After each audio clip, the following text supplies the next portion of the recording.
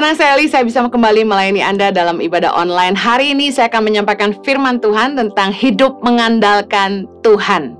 Siapa yang kita andalkan dalam hidup ini adalah kepada siapa kita berseru saat kita butuh.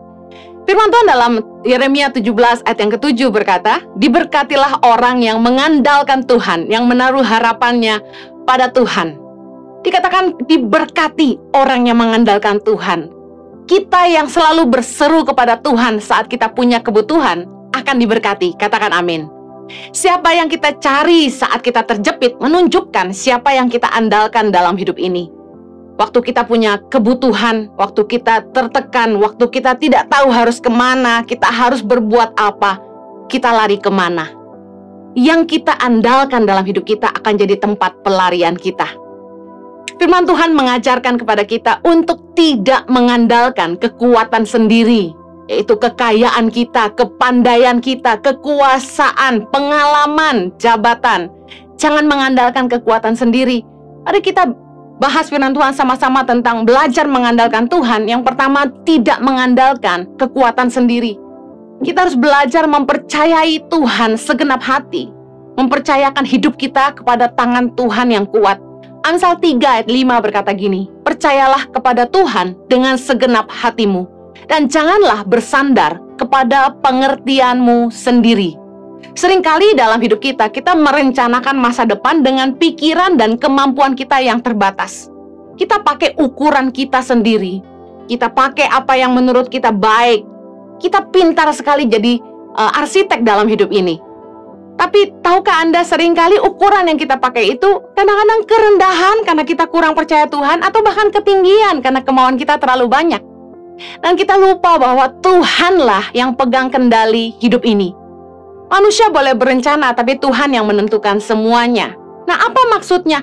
Jangan mengandalkan pengertian kita sendiri adalah ini. Kita harus ngerti bahwa rancangan kita belum tentu rancangan Tuhan. Yesaya 55 ayat 8 berkata gini, "Sebab rancanganku bukanlah rancanganmu, dan jalanmu bukanlah jalanku." Demikianlah firman Tuhan.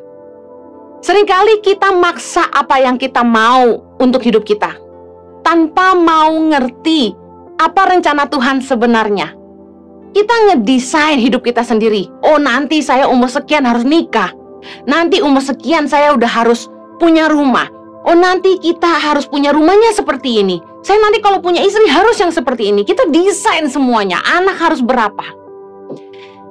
Kita seringkali lupa untuk datang sama Tuhan dan mengandalkan hikmat dari Tuhan, meminta tuntunan Tuhan dalam hidup kita. Saya mau share hidup saya. Dulu sekali waktu saya masih muda, baru nikah dengan suami saya, Pastor Yohanes Kristianus, saya berpikir, saya nih akan kerja, jadi pengusaha, supaya saya bisa menopang pelayanan suami saya. Bahkan waktu masih muda sekali, suamiku juga pernah bilang, "Nanti aku pelayanan, kamu yang support aku ya," gitu. Kenapa gitu? Karena suamiku tuh dari sejak SMA aja kami sekolah, Jojo tuh kelihatan banget pendeta abis gitu. Dia begitu ngomong, "Halo," wah udah kedengeran, suaranya tuh pendeta gitu loh. Jadi saya pikir, panggilan Tuhan tuh terlalu nyata buat suamiku ya. Cinta firman Tuhan, suka bikin persekutuan, doain orang. Wah, keren, rohani abis. Sehingga aku pikir ya udah, Jojo nih yang dipanggil Tuhan, saya akan mendukung pelayanan suami saya. Pikiran manusia. Sama dengan firman Tuhan tadi kan. Kita seringkali bersandar kepada pengertian kita sendiri. Ternyata Tuhan juga memanggil saya untuk terjun ke pelayanan dan kami saling menopang. Kemudian satu hari, saya berpikir gini, jujur, lelah sekali harus keliling dari satu gereja ke gereja yang lain, nenteng-nenteng koper kaos 40 kilo tiap minggu, plus 15 kilo gitu kan. Harus nenteng-nenteng koper jualan gitu. Enggak semua gereja memberikan tenaga untuk membantu. Kadang-kadang saya harus bongkar sendiri, tata sendiri, setelah khotbah, lari ke depan jualan sendiri. Enggak semua gereja itu pelayan Tuhannya mau bantu, terutama mereka yang belum kenal kita sebelumnya. Jadi lelah banget sebenarnya, apalagi saya harus khotbah hampir setiap hari dulu. Lelahnya minta ampun. Dan saya bilang gini sama Jojo, kayaknya YTP ini harus disupport sama sebuah perusahaan yang keuntungannya bisa support Tangan Pengharapan. Waduh, saya tuh orang kan suka bangun, jadi suka desain, suka ngatur. Jadi termasuk hidup saya pun saya mau atur gitu. Saya berpikir, ya YTP ini cocoknya punya perusahaan, supaya keuntungan dari perusahaan itu bisa support pelayanan Tangan Pengharapan. Satu kali saya bilang sama teman saya, "Bro, kamu kan pinter nih ngelola perusahaan-perusahaan yang bangkrut," kasarnya gitu. Dibenahi manajemennya, lalu dijual kembali. Nah, bantu saya dong gimana caranya supaya saya bisa bikin perusahaan apa gitu yang keuntungannya bisa support Tangan Pengharapan. Bahkan saya pernah nulis di Instagram satu kali, saking putus asanya, bisnis apa ya yang bisa ngasih makan 5.000 anak pedalaman. Zaman itu masih 5.000 anak. Teman saya salah satu orang yang tergolong sangat aktif di entrepreneur, dia bilang gini, "Aduh sorry, saya terus terang nggak tahu usaha apa yang bisa kasih makan 5.000 orang." Saya jujur sama Jojo tuh berkali-kali bahkan mencoba banyak hal ya. Anda tahu bahwa Tuhan kasih inspirasi bikin kaos positif by YTP, lalu kemudian saya mulai bikin batik Tangan Pengharapan. Untungnya nggak terlalu banyak, dan kalau dibilang itu bisa mensupport Tangan Pengharapan sama sekali kurang. Dan sampai hari ini, apa yang saya pikir harus kami buat, yaitu sebuah perusahaan yang keuntungannya bisa support Tangan Pengharapan, nggak terrealisasi. Semua hanya angan-angan, karena bukan itu kehendak Tuhan. Yang ada hari ini, Tuhan mengizinkan kami punya gereja berbasis online YouTube, yang dimana kami gembalakan, yaitu JKI Impact Community Indonesia. Dan justru dari pelayanan online inilah kami bisa terus menopang Tangan Pengharapan tanpa kami harus keliling bawa koper untuk jualan. Jalanku bukan jalanmu, kata Tuhan. Rancanganmu bukan rancanganku. Kadang-kadang kita selalu sok pinter ngedesain masa depan kita dengan pikiran dan kemampuan kita yang terbatas. Kita membatasi Tuhan untuk bekerja lebih hebat dalam hidup kita. Jangan mengandalkan pengertian kita sendiri. Mari percaya kepada Tuhan dengan segenap hati. Amin. Yeremia 17 ayat ke-5 berkata begini, "Beginilah firman Tuhan. Terkutuklah orang yang mengandalkan manusia, yang mengandalkan kekuatannya sendiri dan yang hatinya menjauh daripada Tuhan." Hatinya menjauh daripada Tuhan artinya dia sudah tidak cari Tuhan lagi. Pakai pengalaman, kesuksesan di masa lalu untuk hal-hal di depan. Kita tidak bisa mengandalkan kesuksesan di masa lalu, pengalaman kita di masa lalu untuk menjalani hidup kita hari ini. Setiap hari kita butuh Tuhan. Makanya berkat Tuhan itu selalu baru setiap pagi, kata firman Tuhan. Lalu kalau kita mengandalkan Tuhan gimana? Apakah kita nggak perlu buat apa-apa?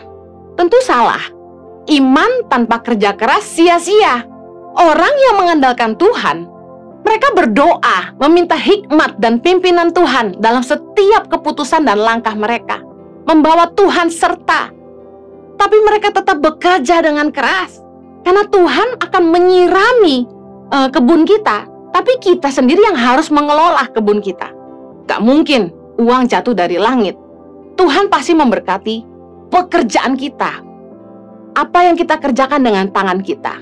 Ada firman Tuhan yang berkata, Dia memberkati orang yang dikasihi pada waktu tidur. Artinya gini, tanpa kita sadari, ketika kita sedang istirahat, ketika kita sedang punya waktu untuk hidup kita juga tidak melulu cari harta, Tuhan itu sanggup bekerja, memberkati ladang-ladang kita, memberkati apapun yang kita kerjakan. Tuhan sanggup mendatangkan berkat, melimpah gandakan apa yang kita kerjakan. Bukan hanya semata karena kerja keras kita, tapi kalau kita bisa kaya itu karena berkat Tuhan. Tuhan itu nggak suka sama orang yang mengandalkan kekuatannya sendiri. Mazmur 147 ayat 10 bilang, Ia tidak suka kepada kegagahan kuda.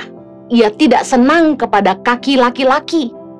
Tuhan senang kepada orang-orang yang takut akan Dia, kepada orang-orang yang berharap akan kasih setianya. Jangan merasa kuat, jangan merasa hebat. Tetap andalkan Tuhan. Hiduplah takut akan Dia dan harapkan kasih setianya menyertai kita. Kita ini bukan siapa-siapa tanpa Tuhan. Kita nggak bisa lakukan apa-apa tanpa Tuhan. Seperti tulisan di kaos saya, nothing without God. Yang berikutnya, jangan mengandalkan manusia, kata firman Tuhan. Jangan mengandalkan sesama orang lain yang kita rasa mampu menolong kita. Sekali lagi, kepada siapa kita berseru saat kita butuh, menunjukkan kepada siapa kita berharap, kepada siapa kita menggantungkan hidup kita.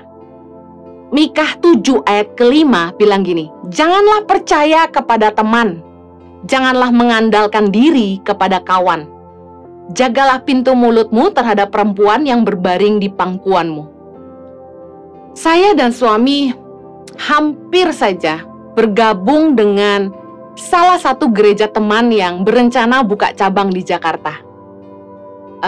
Dengan satu pikiran, wah kalau kami bantu menggembalakan gereja mereka, mungkin gereja ini akan support Tangan Pengharapan.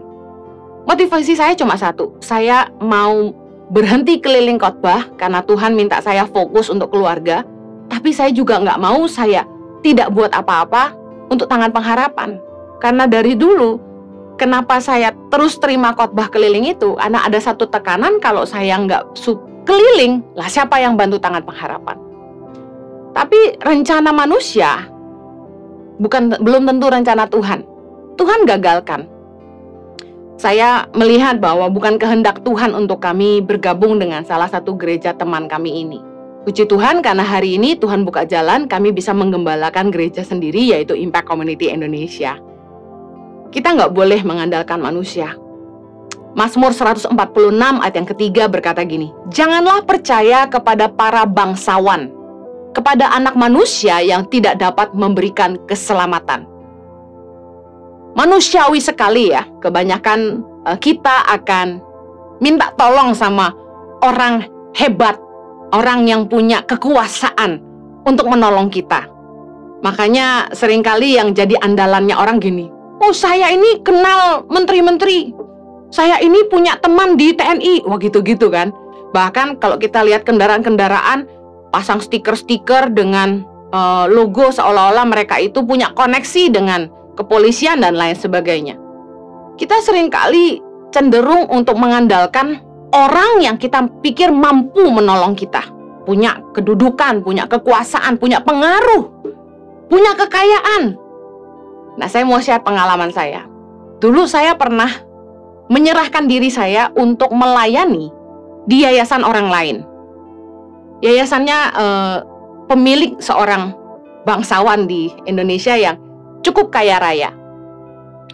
Koneksinya sangat dekat dengan orang-orang di istana tentunya.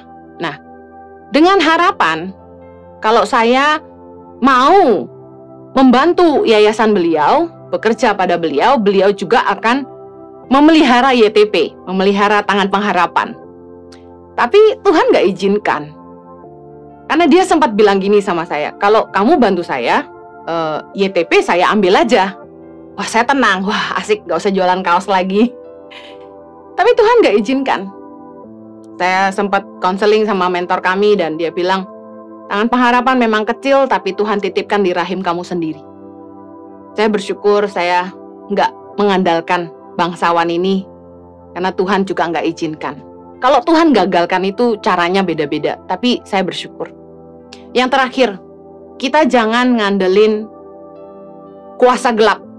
Jangan datang kepada berhala-berhala, dukun-dukun, peramal, tukang tenung, feng shui, dan lain sebagainya untuk cari hoki istilahnya. Banyak kan orang itu mau bangun rumah, mau jual rumah, panggil orang-orang yang punya kekuatan gaib. Doa ke dukun, macam-macam. Ambil tanah, disimpan, supaya dijampi-jampi nular kayanya orang. Pasang air mancur supaya rezeki jalan terus. Bahkan saya lihat banyak di toko-toko pasang patung kucing yang tangannya gini-gini itu. Saya tanya, ini patung kucing buat apa? Katanya untuk datangin hoki, rezeki. Ulangan 18 ayat 10 bilang gini, di antaramu janganlah didapati seorang pun yang mempersembahkan anaknya laki-laki atau anaknya perempuan sebagai korban dalam api, ataupun seorang yang menjadi petenung, seorang peramal, seorang penelaah, seorang penyihir, seorang pemantra, ataupun seorang yang bertanya kepada arwah atau kepada roh peramal, atau yang meminta petunjuk kepada orang-orang mati. Sebab setiap orang yang melakukan hal-hal ini adalah kekejian bagi Tuhan. Dan oleh karena kekejian-kekejian inilah Tuhan Allahmu menghalau mereka dari hadapanmu. Jangan sampai kita datang ke peramal, dukun, orang kuat, orang pintar, apalah namanya, untuk cari kekayaan. Imamat 19 ayat 26b bilang, janganlah kamu melakukan telaah atau ramalan. Imamat 19 ayat 31 bilang, janganlah kamu berpaling kepada arwah atau kepada roh-roh peramal. Janganlah kamu mencari mereka dan dengan demikian menjadi najis karena mereka. Akulah Tuhan Allahmu. Penyembahan berhala, mencari rejeki kepada roh-roh gelap merupakan kekejian bagi Allah. Jangan sampai kita menyembah kepada berhala demi harta. Ada orang-orang yang mencari pesugihan ke dukun, pergi ke tempat-tempat yang katanya keramat, membawa persembahan, duduk di bawah pohon, nungguin daun jatuh dari pohon keramat itu untuk disimpan daunnya di dompet, katanya biar dompetnya tebal. Datang ke dukun-dukun untuk disemprot, disembur-sembur pakai air, dikasih minum ini dan itu. Bawa pulang, doain apa, lalu dibawa pulang disimpan, disembayangi. Ada yang kemarin cerita sama saya, nyolong tanah dari rumah orang kaya, lalu tanahnya disimpan, katanya supaya kekayaannya nular. Dan yang lucunya, katanya harus dicolong, gak boleh ketahuan sama yang punya. Lalu memanggil Feng Shui untuk mengarahkan pintu mana, meja ngadep mana yang hoki. Minta nasihatnya sama orang-orang sakti. Air mancur harus terus mengalir, supaya rezeki ngalir terus. Harus ada yang bikin patung ikan, lukisan ikan, katanya supaya rezeki lurus-lurus. Macem-macem. Dengar baik, susah payah nggak menambahi. Berkat Tuhan yang menjadikan kita kaya, kata firman Tuhan. Siapa yang menjadi andalan kita, biasanya jadi tempat ketergantungan kita. Kita akan takut kehilangan orang yang kita andalkan. Dan kita akan hormat sama orang yang kita andalkan. Kita akan baik-baikin mereka. Bawain sesembahan supaya ngambil hatinya. Biarpun gak dimakan, bawain makanan terus. Biarpun gak butuh, dikasih hadiah terus. Kenapa? Orang-orang yang menjadi tempat ketergantungan, yang kita andalkan, biasanya kita takut kehilangan dan kita hormatin dan kita baik-baikin. Mari lakukan hal yang sama kepada Tuhan. Kalau kita mau belajar hidup mengandalkan Tuhan, saya mau tutup dalam 3 hal ini. Yang pertama, kita harus punya ketergantungan akan pimpinan Tuhan. Mari datang kepada Tuhan tiap hari dan minta hikmat Tuhan dalam kita menyelesaikan semua masalah. Dalam setiap pengambilan keputusan, waktu kita harus mengambil langkah apa yang harus kita ambil, ayo andalkan Tuhan. Doa, Tuhan tolong aku. Jatuhkan hikmat dalam hatiku. Tuhan pimpin aku. Jangan sampai aku buat keputusan yang salah. Tuhan tolong berbicaralah. Saya tuh kalau lagi tanya Tuhan sesuatu, Tuhan belum ngomong-ngomong, saya kejar terus. Pagi, siang, malam saya tanya terus, Tuhan ngomong dong, Tuhan aku harus gimana? Karena satu keyakinan saya bahwa tanpa pimpinan Tuhan tidak ada keberhasilan. Mari yakini sama-sama kalau kita mau belajar mengandalkan Tuhan. Tanpa pimpinan Tuhan tidak ada keberhasilan. Milikilah ketergantungan akan pimpinan Tuhan. Belajar seperti Musa dalam Keluaran 33:15 berkata begini. Berkatalah Musa kepadanya, jika engkau sendiri tidak membimbing kami, janganlah suruh kami berangkat dari sini. Bayangkan. Bilang sama Tuhan, kalau Tuhan gak nyertai kami gak mau pergi. Amen. Yang kedua, mari belajar mengandalkan Tuhan. Seperti kita takut kehilangan orang yang kita andalkan, takutlah hilang penyertaan Tuhan dalam hidup. Mazmur 51 ayat 11. Raja Daud berdoa begini, janganlah membuang aku dari hadapanmu, dan janganlah mengambil rohmu yang kudus daripadaku. Daud tidak mau kehilangan Tuhan dalam hidupnya. Tidak mau kehilangan hadirat Tuhan. Daud tidak mau Tuhan mengambil rohnya daripadanya. Mari miliki rasa, Tuhan, aku gak mau kehilangan penyertaan Tuhan. Tuhan sertai aku, jangan tinggalkan aku. Aku gak bisa hidup tanpa Tuhan. Nah, kalau kita punya rasa takut kehilangan penyertaan Tuhan, kita akan menjaga hati Tuhan. Kita akan menjaga hidup kita berkenan kepada Tuhan. Kita jaga hidup dalam kebenaran, dalam kekudusan. Kita akan lebih cinta Tuhan daripada cinta uang. Karena kita tahu kalau sampai kita berbuat hal-hal yang tidak menyukakan hati Tuhan, Tuhan mungkin marah sama kita. Tuhan mungkin gak akan menyertai apa yang kita kerjakan. Dan karena kita tahu tanpa penyertaan Tuhan, kita gak akan bisa buat apa-apa. Kita akan jaga hati Tuhan. Seperti kalau Anda sayang sama istri Anda mau jaga perasaan istri Anda gak akan melakukan hal-hal yang menyakiti hatinya. Sama dengan Tuhan, kalau Anda tidak mau kehilangan penyertaan Tuhan, gak mau kehilangan rohnya dalam hidupmu, ayo cintai dia lebih daripada hartamu. Cintai dia daripada selingkuhanmu. Mari jaga hidup dalam kebenaran dan kekudusan. Jangan mencuri, jangan mengambil apa yang bukan bagianmu. Jangan korupsi, jangan makan suap. Mari hidup sungguh-sungguh layak di hadapannya. Pastikan kita berkenan kepadanya. Yang terakhir, kalau kita mengandalkan Tuhan, marilah kita sungguh-sungguh menjaga hidup kita dalam kebenaran dan perkenanan Tuhan.